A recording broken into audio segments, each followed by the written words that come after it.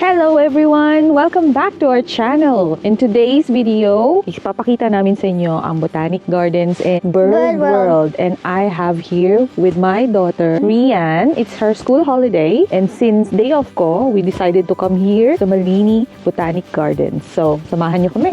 Welcome to Maleny Gardens and Bird World, located in Maleny, Queensland, about an hour-and-a-half drive from Brisbane. It's a great place for nature enthusiasts and bird lovers. We have arrived early in the morning, just in time for our Bird World interactive guided tour, where we will get up close and personal with these amazing creatures. Finally, I'm able to interact and touch the birds. I am so excited!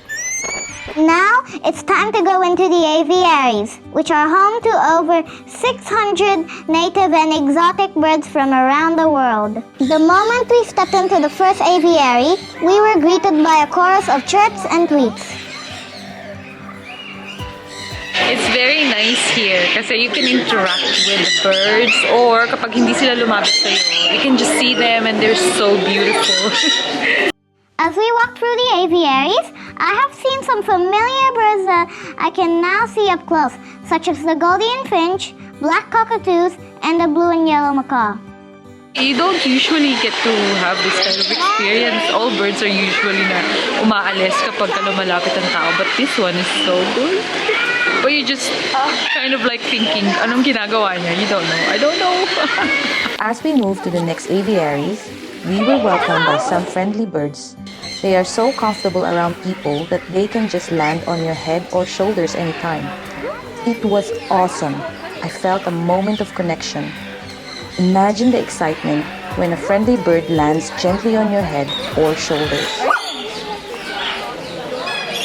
Yung bird na to, lumapit lang siya sa akin kahit nakatayo ako. I really didn't have to do anything.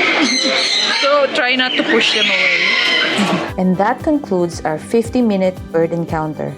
We had so much fun that we didn't realize our time was up. It's just amazing because that's my first time na ganun ka-close sa different variety of birds. Big, small, very colorful birds. I'm not familiar with the names, but they're so beautiful. And yung encounter na nag-fly sila close to you, it's so nice, isn't it? How about you, Ria? What's your favorite part in there? Well, my favorite part is when I firstly had the cockatoo on my shoulder. It felt so good. Like, I really love it. Like, I wish I had a pet bird. Next stop, farm friends. Yay! Time to say hello and feed some farm animals. This is a bag of farm animals. If they jump up on you, it means they think you're taking too long. So just turn your back on them and they'll hop down. We were greeted by miniature donkeys. They are so cute! There are also goats and sheep.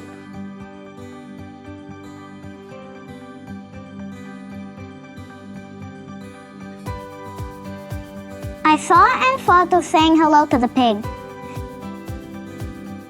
Never mind.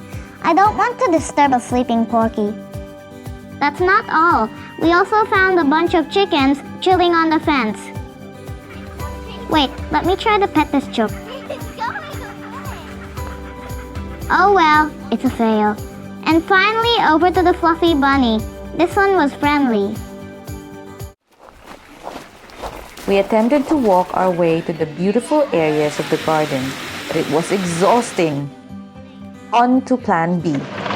Nag-hire na kami ng buggy para makalibot kami sa buong Botanic Garden. Mahili kasi siya, up and down siya, so kaya kailangan mo talaga ng buggy. It's so beautiful. It's worth na mag-hire ka ng buggy dito sa Botanic Gardens. Buggy, agi, amin na buggy. We made a few stops to explore some areas of the garden, such as the rock formations with waterfalls and other parts of the garden.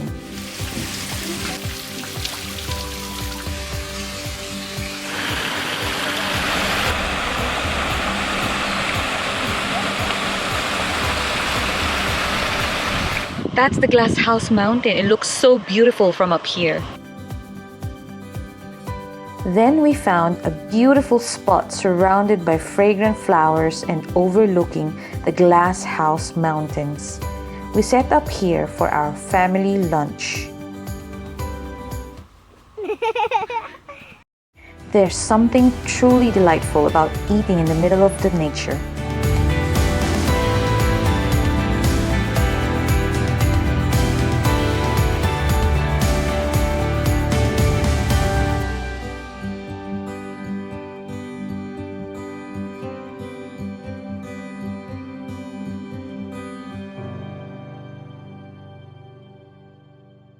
Thank you for watching. I hope you enjoy our day trip in Maleny Botanic Garden and Bird World. If you like this kind of video, please consider subscribing. I'll see you in the next one. Bye! Bye. See you next one.